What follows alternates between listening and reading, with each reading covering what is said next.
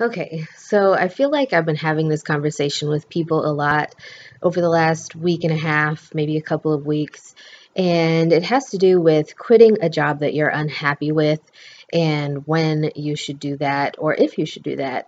I definitely am a person who feels like if you are unhappy with a job or a career path or a relationship, even honestly, um, if you're unhappy in whatever situation it is, I feel like why would you prolong that suffering?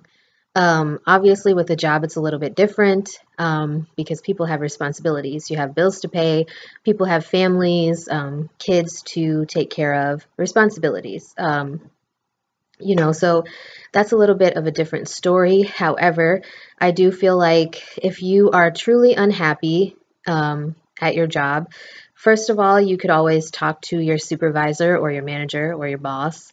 And you could maybe have an honest and open discussion with them about, why you're unhappy. And maybe they would be able to help things change a little bit for you. Maybe they would be able to somehow improve your work environment for you so then you're not so unhappy. I feel like a lot of times people are a little bit hesitant to speak up for themselves when it comes to this, but honestly, I've done the same thing. I've been unhappy before, and I'm just like the type of person where I don't really speak up for myself, and so I kind of suffer in silence for a little bit too long, and then eventually I just get so fed up that it just boils over and it just comes out. So I definitely feel like it's better to plan your approach. Don't let it just boil over and explode. But I do feel like it's good to have the conversation if you're able to. Some employers are not really approachable. Some managers are definitely the problem. Um, However, I just feel like if you are unable to, kind of deal with the situation or improve the situation at all, then I feel like you should start looking for opportunities elsewhere. Um, Obviously, if you are married or engaged or in a relationship with someone, maybe it's time to have that conversation with somebody about the prospect of you changing jobs. Because, obviously, when you share responsibilities with someone else, then it kind of becomes their problem too. So, I don't know. You can share with them, you don't necessarily have to. I guess it depends on the dynamics of your relationship. But I would say it's better to have that conversation so then everything's out in the open. Um, I just feel like it's pointless to stay in an environment where you're just constantly unhappy, you're constantly stressed out, you hate going there, which is, kind of one of the reasons why I started looking for employment elsewhere.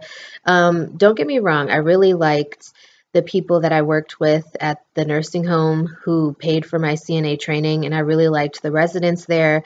I loved some of them like they were my own family, but you know, it just comes to a point where if you are unhappy going into work every day and you just feel like, you're going to the chopping block and you're walking the plank and, you just hate having to go to work because you don't know what's going to happen or you just dread going in. I just feel like that's not something that you should subject yourself to. Like I said, obviously, you have responsibilities, bills to pay, kids to take care of, rent, mortgage, car payment, all of that stuff is obviously important. So don't just quit your job without any idea of what your next step is going to be. And honestly, I would say unless you have another job lined up for yourself, it's not a good idea to quit your job, especially in this day and age where it is extremely more difficult to actually get a job. Um, than it used to be in the past. I do feel like for people who are in more skilled professions like CNAs, nurses, things like that, it's easier for us to get a job because we have a lot more of a demand for people who are in the medical field and things like that. But it's still difficult. And also, if you go through all of the facilities in your neighborhood and you are constantly hopping from one facility to the next, to the next, to the next, then you're setting up a reputation for yourself, and eventually you're going to burn out. So you're going to have to either move to a new location and start over and facility hop there, or learn your lesson and just realize that, you know, wherever you go in the medical field, there's going to be issues with whatever employer that you have to deal with. But it just depends on what types of things you're willing to put up with.